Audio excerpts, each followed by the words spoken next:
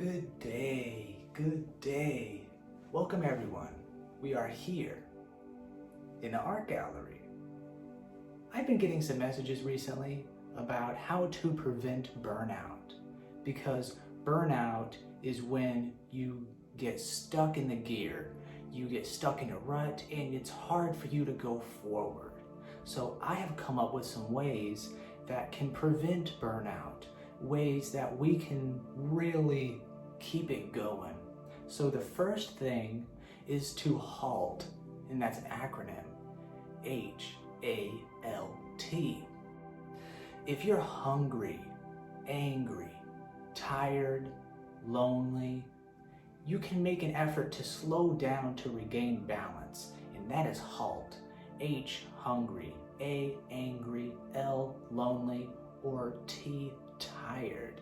So if you're hungry, angry, lonely, or tired, make an effort to slow it down a little bit and regain your balance.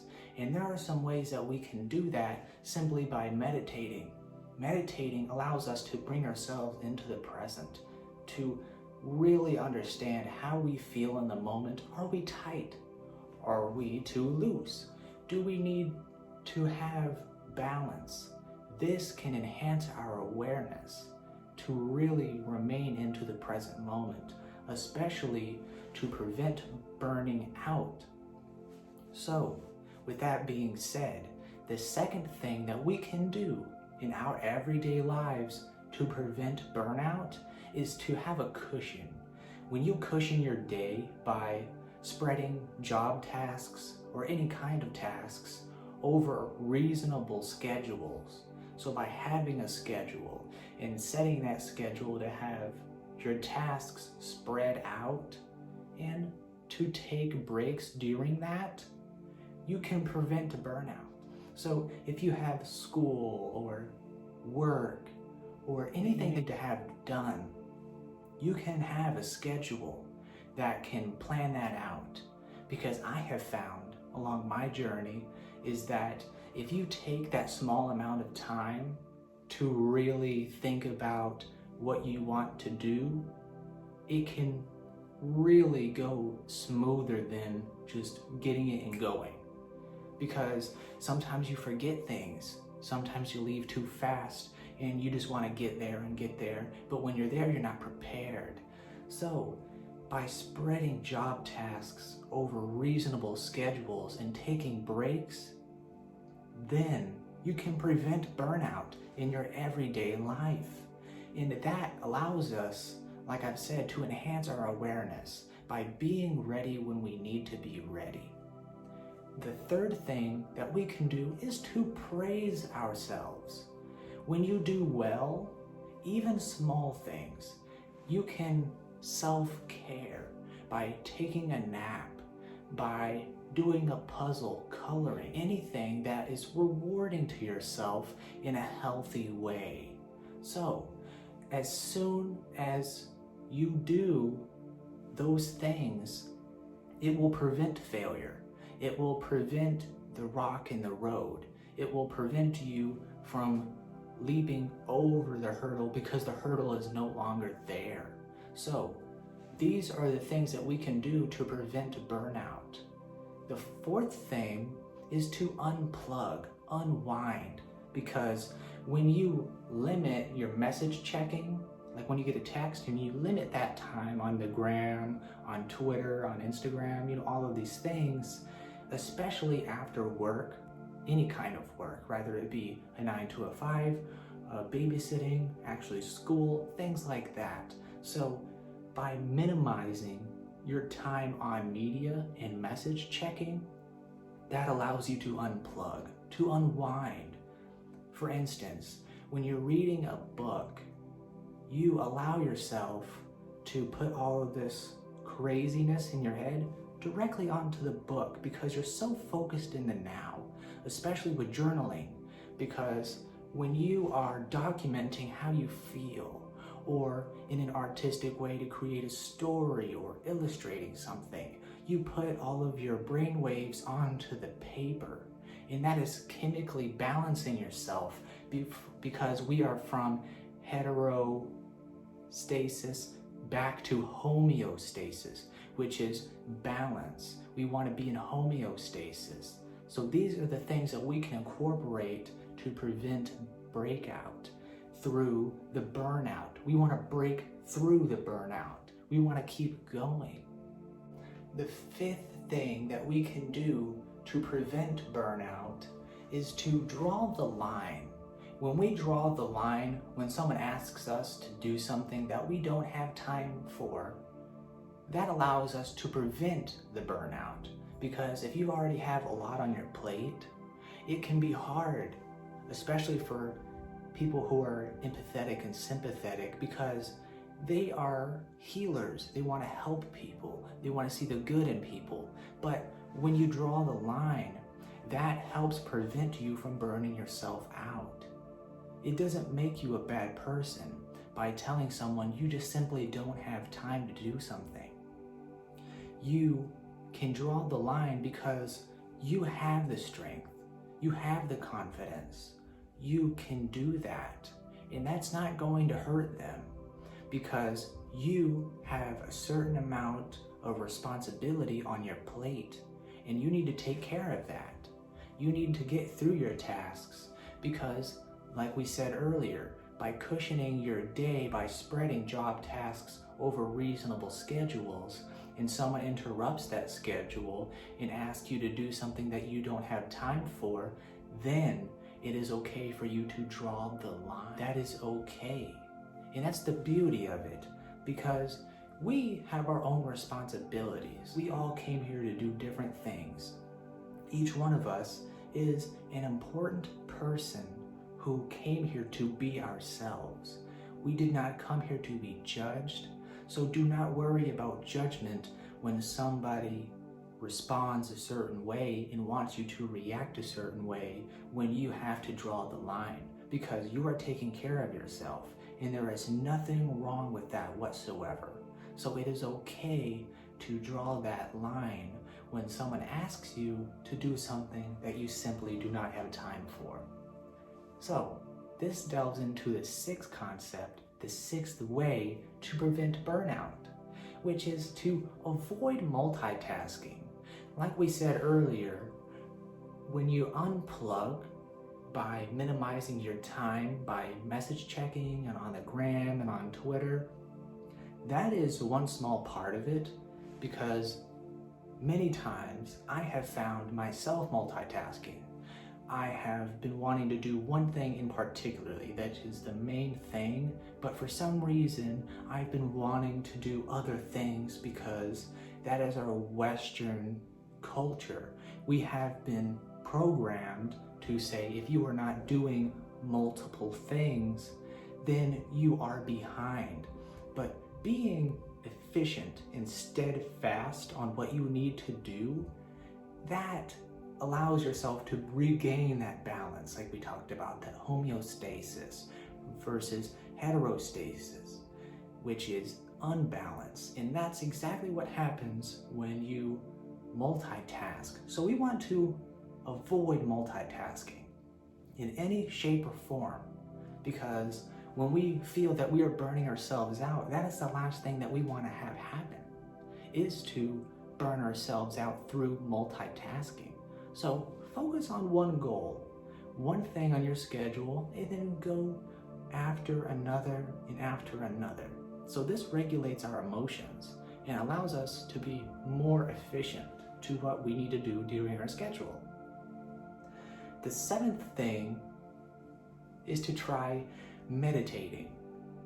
I personally meditate every single day whenever I can, because it is spiritually the most amazing thing in my life, because it allows me to be in tune with myself. When I feel unbalanced, I want to regain that balance. So when I meditate even 5 minutes a day, you can work up to maybe 20 minutes a day. And if anybody is interested, there are times that you can meditate with me in a class on Zoom for 30 minutes to an hour on Thursdays. So I may or may not provide that link with the code in the description. So we'll get to that. But by meditating 5, 10, 3 minutes a day, 20 minutes a day, I'm gonna say it, an hour a day, that really attunes yourself with your body. By being spiritually awakened, you know that not everything is how it seems. And this can prevent burnout by having that sense of understanding that there is more to the picture. So remind yourself that I need to analyze what is before me. So stick to your schedule. The 8th thing that we can do to prevent burnout is to nature bathe. Nature bathe to me means get outside, get out there. I see the birds right there. I love nature bathing because nature bathing to me means when I go outside for at least a couple of hours a week, I feel so strong. I feel mentally